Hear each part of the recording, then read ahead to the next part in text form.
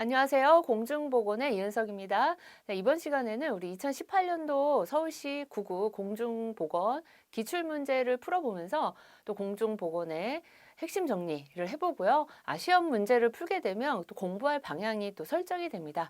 2018년도 문제들을 풀어보면서 정리를 하는 시간을 갖도록 하겠습니다. 네, 첫 번째 문제예요. 감염병 관리 방법 중 전파 과정의 차단에 대한 설명으로 가장 옳은 것은 무엇이냐? 감염병에 관한 게 나왔는데요. 여러분들이 공중보건에 있어서 이 감염병에 관련된 것들을 잘 봐주셔야 되고, 요즘에 트렌드가 지금 보건학적으로 일어나고 있는 문제들 중에서 감염병 관련된 게 굉장히 많이 있잖아요. 여러분들이 잘 봐주셔야 합니다. 감염병 관리 방법 중 전파 과정의 차단인데요. 그러면 감염이라는 것이 이런 병균이 어떻게 해서 우리 몸에 들어와서 전파가 되는지 그 효력을 나타내는지에 대한 감염 경로가 있어요. 그 경로에 대한 회로를 여러분들이 한번 정리를 하고 가는 게 필요하겠죠. 첫 번째 누구냐면 병원체예요. 병원체가 우리 몸으로 들어올 건데요. 병원체가 바로 들어와서 효력을 나타내느냐는 아니고요. 병원체가 병원소로 들어가죠. 병원소는요, 병원체의 집합소, 병원체의 저장소라고 볼 수가 있습니다. 얘네들이 좀 세력을 키우려고 어딘가에 들어가 있는 거예요. 그래서 병원소를 통해서 세력이 키워지면 그 다음에 가만히 있지 않죠. 그 세력을 과시하고 싶은 거예요. 병을 일으키고 싶은 거예요. 탈출을 합니다. 소화기계, 호흡기계, 비뇨생식기계 이런 경로를 통해서 탈출을 하고요. 탈출을 한 다음에 전파하는 거죠. 전파. 여기저기 전파 여러 가지 경로들이 있었어요. 전파를 통해서 다시 한번 들어가게 됩니다. 나왔죠. 탈출해서 전파의 과정을 통해서 숙주로 침입.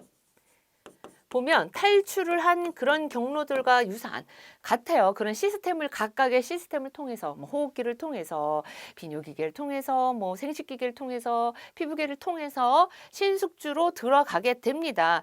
여기까지 됐다고 감염이 되는 것은 아니에요. 마지막 단계가 뭐냐면 숙주의 민감성. 이거 다시 말하면 면역성에 따라서 이렇게 세력을 키워서 신숙주로 들어왔다고 하더라도 나의 면역성이 높다 이러면 깨갱하는 거죠. 병원체들이. 이러한 회로를 거치면서 갑니다. 그래서 감염이 일어나지 않게 하려면 어떻게 했죠? 그 어느 거 하나라도 고리가 끊어지면 돼요. 끊어지면. 이런 것이 이제 감염의 회로인데 그 중에서 문제는 뭐냐면 전파 과정의 차단에 대한 설명으로 가장 옳은 걸 찾는 겁니다. 그럼 이제 보기를 우리가 하나씩 보면서 볼까요? 1번 홍보를 통해 손 씻기와 마스크 착용을 강조했다.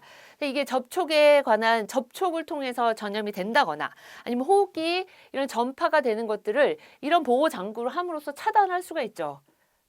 여기 답이 딱 나왔습니다. 그러면 그냥 넘어가지 마시고요. 여러분들 반드시 답이 먼저 보기 답까지에서 나왔다고 하더라도 오류를 줄일 수 있는 방법은 나머지 보기들을 다 읽어보신 다음에 그 다음에 이게 왜 아닌지를 여러분들 여기가 체크까지 해놓으시면 오류를 확실히 줄일 수가 있겠죠. 보기 2번을 볼까요?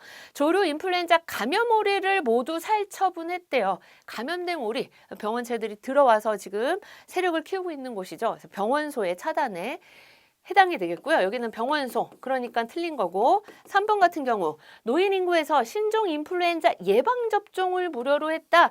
예방접종을 통해서 면역을 높이는 거죠. 그러니까 숙주의 민감성, 감수성을 조절해 주는 겁니다. 민감성, 감수성이 높으면 높을수록 그 병의 이환이 되는 거예요.